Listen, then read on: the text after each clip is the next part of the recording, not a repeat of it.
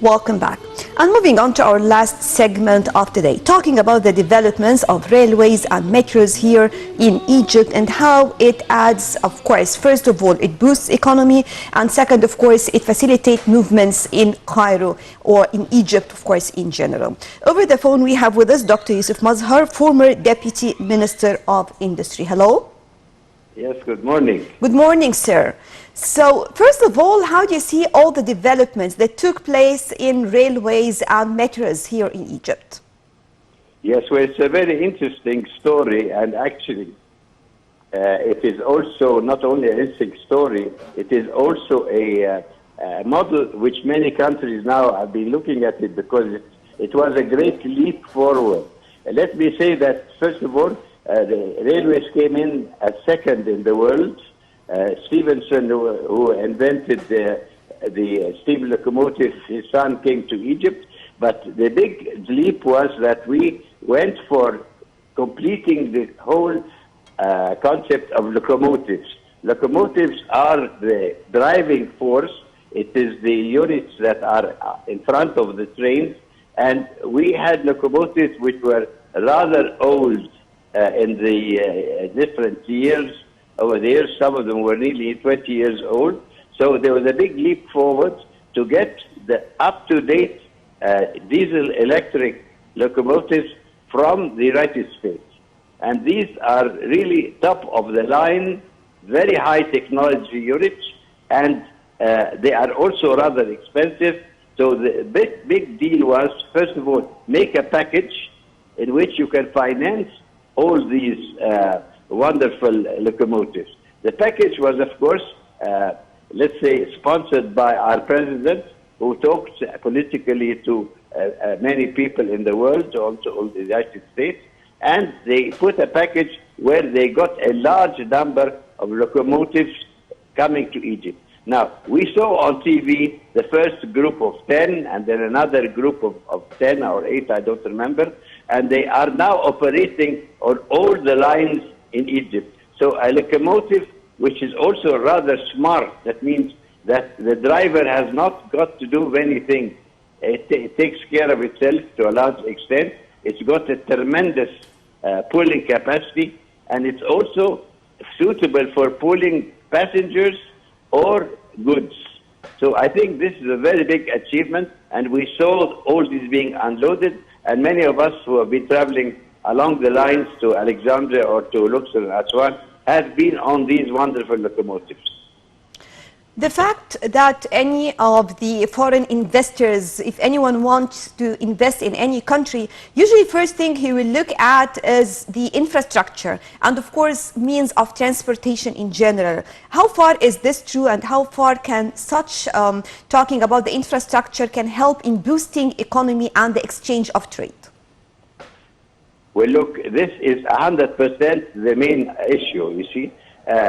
We export, Egypt exports, and we import.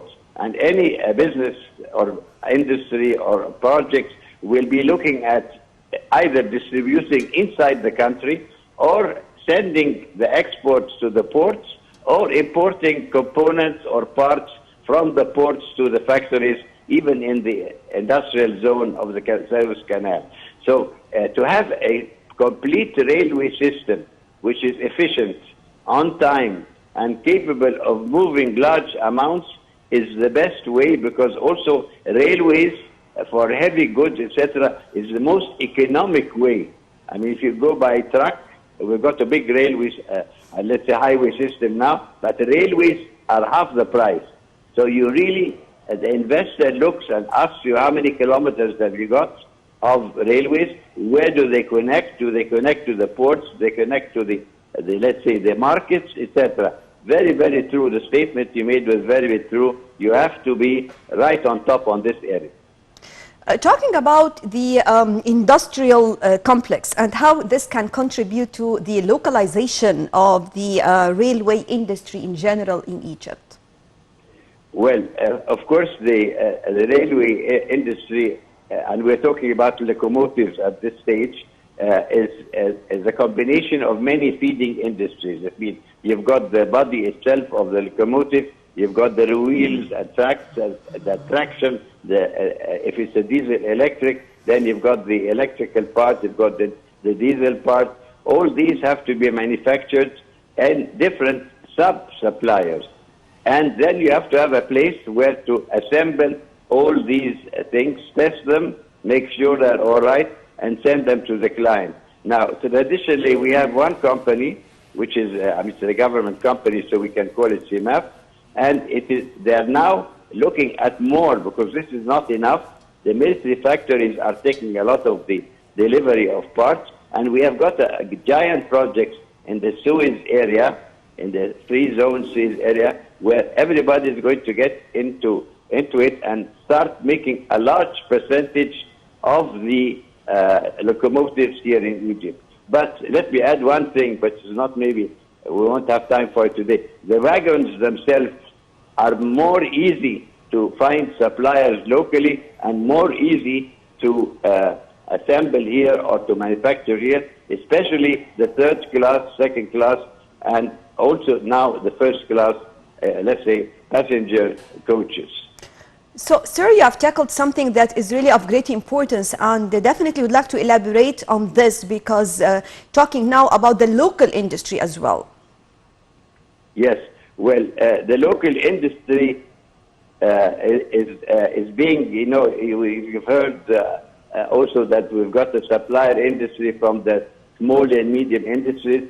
We've got the basic industries that go into transportation, rail transportation, are heavier industries like casting and turning and metalworking.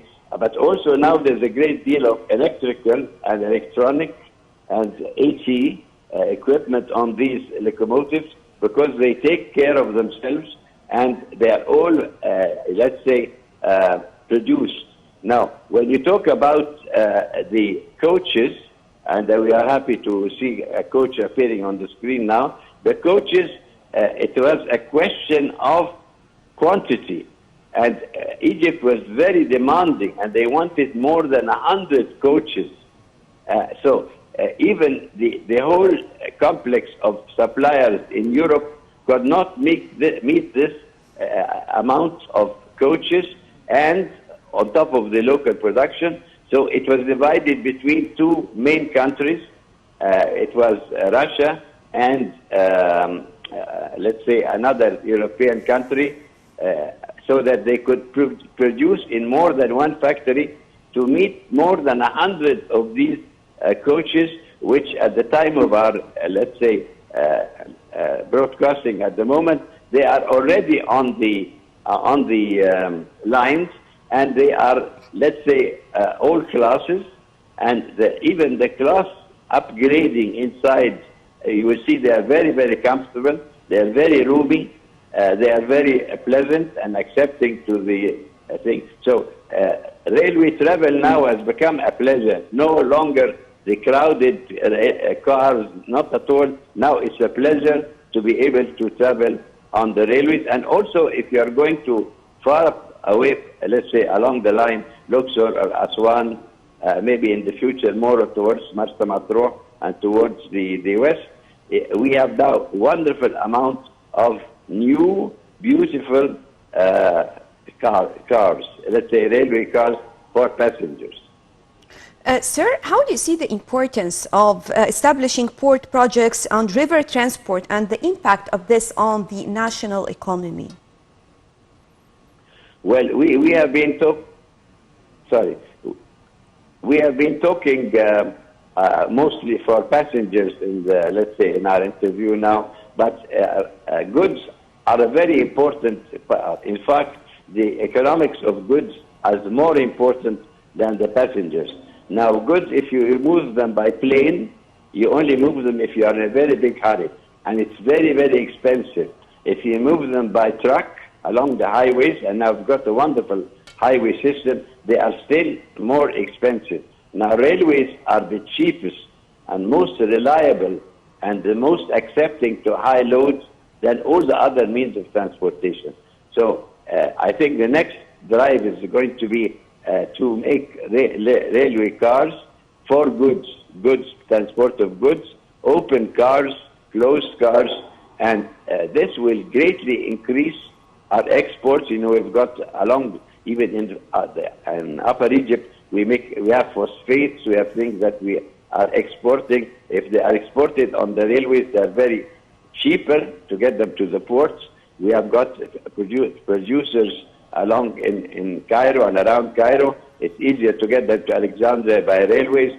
And we have the ports on the west side of Egypt, which is Marsa Matruh, and the railways, I hope, will be also fixed in that area. So you'll have a complete network of cars which are for loads, heavy loads, and that's where your question is answered, that we can move things much cheaper per ton than any other means of transportation.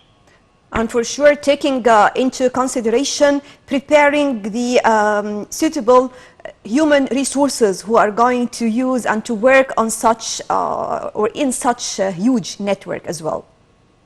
Yes, well, you hit the nail on the head with this question. You see, the manpower is very, very important. And the manpower is not only in the producing or production, it is also on the running, it's also of the drivers, and on the locomotives, the drivers who are sent abroad, they are sent abroad, they even went to the United States, and they tested, and they accepted, and they drove these locomotives.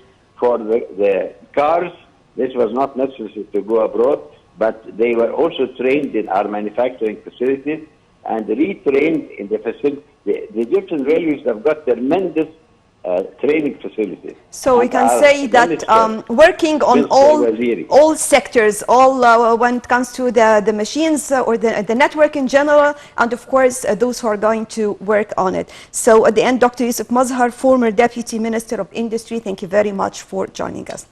And I guess with this we come to the end of our breakfast show for today. Thank you all for joining us.